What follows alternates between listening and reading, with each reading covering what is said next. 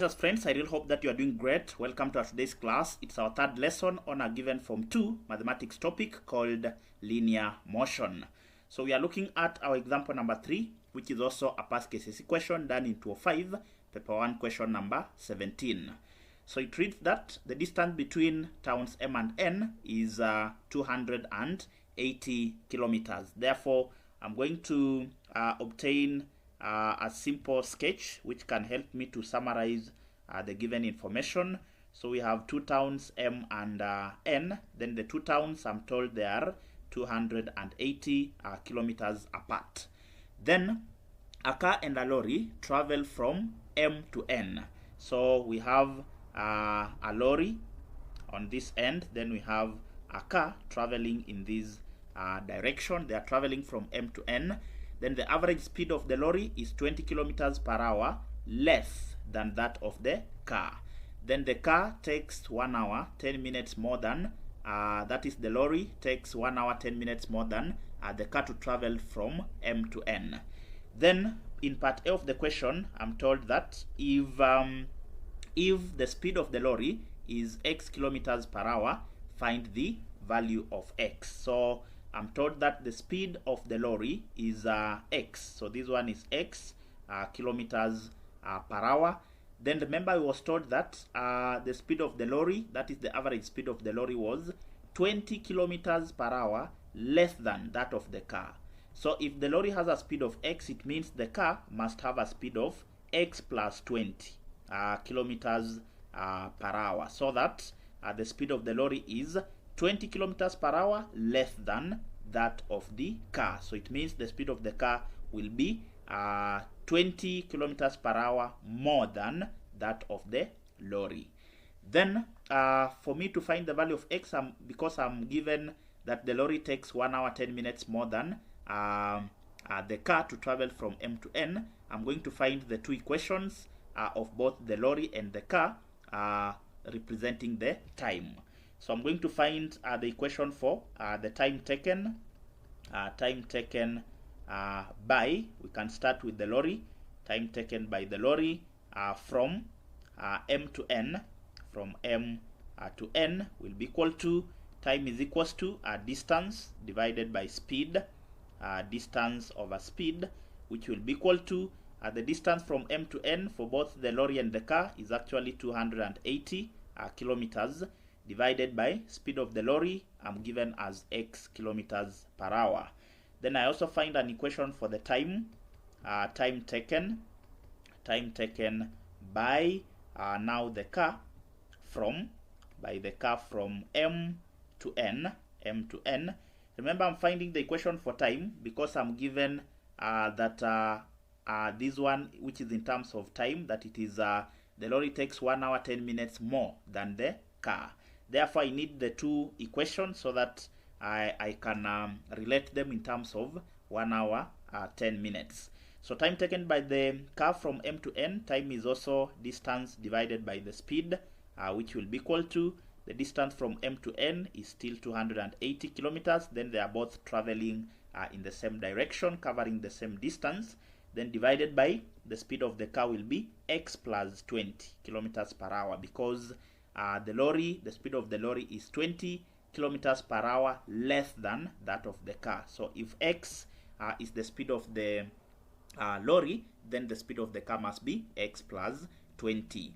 Now, if I relate these particular two equations, I'm told that the lorry takes 1 hour 10 minutes more than the car to travel from M to N. So it simply means that if I take the equation of the lorry, then I subtract 1 hour 10 minutes, it must be equal to the equation of time of the car from M to N. So the lorry was taking, the equation for the lorry is actually 280 over x. So this one means that if I take 280 then divided by x, which is the time of the lorry, that this one, the lorry takes 1 hour 10 minutes more than the car. So if I take the equation of time for the lorry, then I subtract 1 hour 10 minutes. If I subtract 1 hour 10 minutes, then this one should be equal to the time taken by the car, which was 280 80, then divided by x plus 20. So if the lorry is taking 1 hour 10 minutes more, then it means if I subtract whatever the lorry is exceeding the car with, then the 2 times should actually be equal. So this is the same as saying 280 divided by x, then minus 1 hour 10 minutes will just be 1 hour. Then if I convert the 10 minutes into hours, it will simply be divided by 60. So this one is the same as saying 1 plus the 10 minutes into hours will be 10 divided by 60. Then of course this one should give us 280 then divided by x plus 20. So this is the same as saying 280 divided by x, then minus into bracket. This is the same as saying 1 hour 10 over 60. It's the same as saying that. Then of course the 0 and 0 will cancel out, which should give us 280 then divided by x plus 20. So this will be 280 divided by x, then minus. If I change this into improper fraction, 6 by 1 is 6 plus 1, 7. So it will be 7 over 6. Then the whole thing should be equal to 280 then divided by x plus 20. So I want to do away with fractions. So the easiest way is to multiply through by the LCM.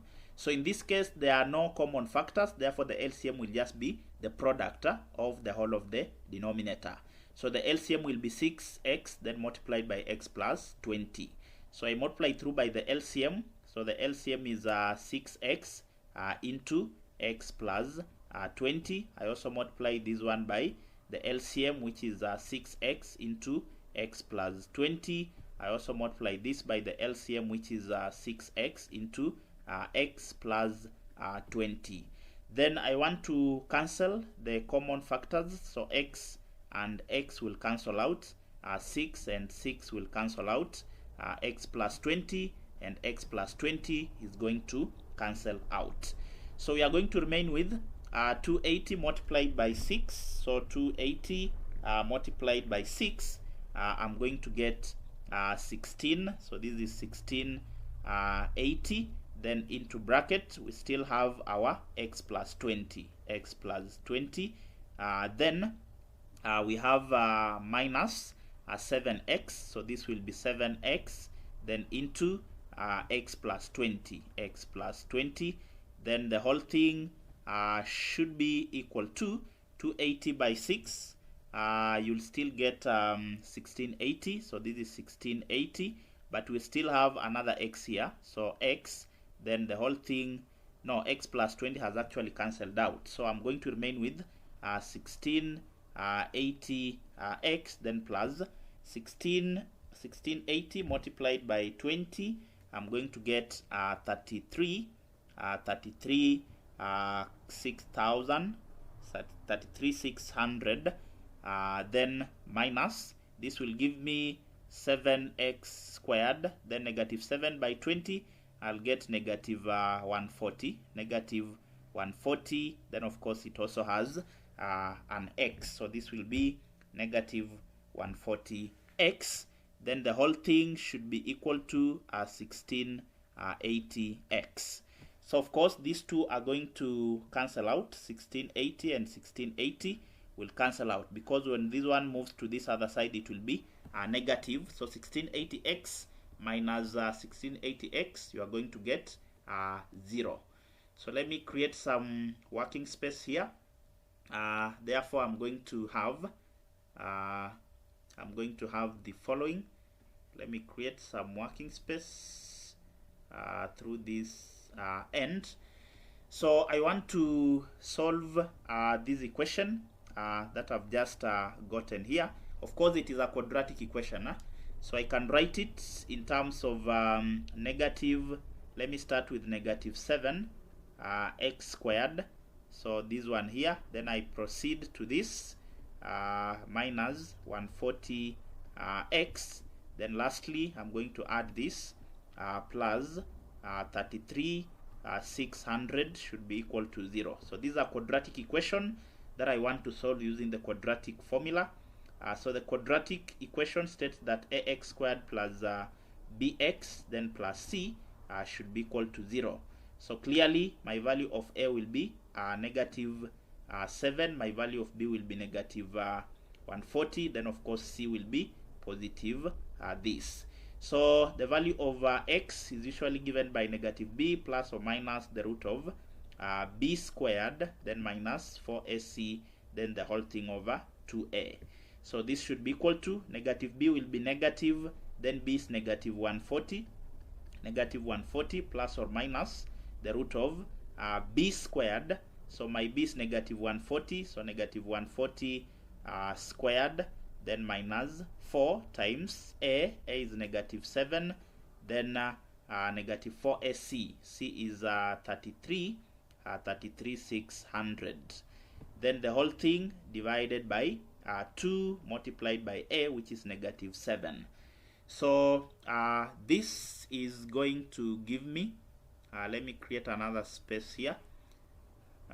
So this is going to give us, so x will be equal to negative will give us positive 140, then plus or minus. Let me compute the values in brackets. 140 squared minus 4 times negative 7 times positive 33,600. I'm going to get 960, 400. So this will be plus or minus the square root of 960, then 400, then divided by negative 14. So this will be equal to 140 plus or minus the square root of that answer will give me 980. So this is 980, then divided by negative 14. So this one means that either the value of x is equals to 140 plus 980 plus 980, then divided by negative 14, which is going to give us 140 plus 980, then answer divided by negative 14. I'm going to get negative 80, or the other value of x is 140, then minus 980, then divided by negative 14, which is going to give me 140 minus 980, then answer divided by negative 14. So I'm going to get 60. But what was x representing? X was representing the speed. So remember, speed should be positive. Therefore, we are going to conclude and say that therefore the value of x will actually be equal to 60 kilometers per hour. So this one is not a valid solution, because the speed should be positive and not negative. We only allow negative for velocity, but speed is a scalar quantity, therefore it must always be positive. Then we move to part B of the question, so that is part A. So part B, we are told that the lorry left town M at 8:15 a.m. So at 8:15 a.m. So let me also create some space here. I can transfer the information that I've gotten on my question. So it means the speed of the lorry is x, which is actually 60 kilometers per hour. Then the speed of the car will be x plus 20, which is 60 plus 20, which is going to give us 80 kilometers per hour. 80 kilometers per hour. So part B of the question, I can also have my simple sketch here for part B of this particular question. So this is part B. So we still have the two towns M and the other one is town N. So I'm told the lorry left town M at 8:15 a.m. So we have the lorry here on the upper side, our lorry. So the starting time is 8:15 a.m. So the lorry left town M at 8:15 a.m. Then the car left town M later and overtook the lorry at 12:15 p.m. So the overtaking point, they overtook each other at 12:15 p.m. Then we don't know the speed of the new speed of the car. So again, I can let the new speed of the car to be, so this is our car. it's overtaking the lorry, I can let the new speed of the car to be kilometers per hour. So I'm told the car left town M later and overtook the lorry at 12:15 p.m. Calculate the time the car left town M. Calculate the time the car left the town M. Therefore, if we want to find the time, we are going to use the information that we are already given to work out for whatever we don't have. So we are given the starting time for the lorry, then we are given the time when the two are actually overtaking each other. Therefore, I'm going to find the time difference between the overtaking point and the starting time. So time taken by the lorry, from M to the overtaking point, point will actually be the arrival time minus departure time. So we are going to take 12:15, that is in 24 o'clock system, it will just be 12:15. Then we are going to subtract, the starting time was 8:15 a.m. so minus 8:15 hours. So we are going to subtract these two. So if you subtract, this will be 0, 0. Then 12 minus 8, you are going to get 4. So this is actually 4 hours. So this is 4 hours and 0 minutes. So it means the time taken from M to the overtaking point is 4 hours. So having the time, we can actually find the distance from M to the overtaking point, because you already have the speed of the lorry. Remember, the speed of the lorry was X, which is 60 kilometers per hour. So we can find the distance from M, to the overtaking point. Remember, the reason why I'm finding this distance is because it's the same distance taken by the car to the overtaking point, so it will help us. So distance from M to the overtaking point, I'm going to use the information for the lorry, because I'm given I have the speed for the lorry and also the time taken by the lorry. So distance is equals to speed multiplied by time. So because we have the time for the lorry, I'm also going to use the speed for the lorry. Speed of the lorry was the value of X, which is 60 kilometers per hour, multiplied by time taken by the lorry to overtaking point is 4 hours. So it means the distance is 60 multiplied by 4, which is going to give us 240 kilometers. So it means this distance is 240 kilometers. That is from the starting point to the overtaking point. So they want us to find the speed of the car. Now we know that the speed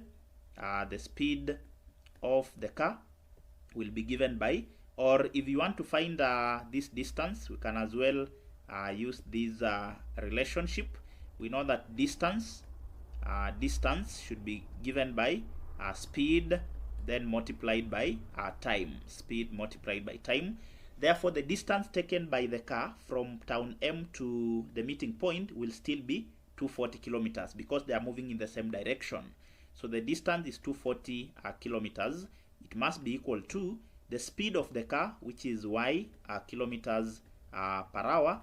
Then we multiply with the time taken by that particular car. So we are told that the lorry left town M at 8:15 a.m. Then the car left town M later and overtook the lorry at 12:15 p.m. So calculate the time the car left town M, or they want the time that the car left that particular town M. So actually we can find the because we have the distance, then we can actually use that one to find we want the time when these started at this particular point.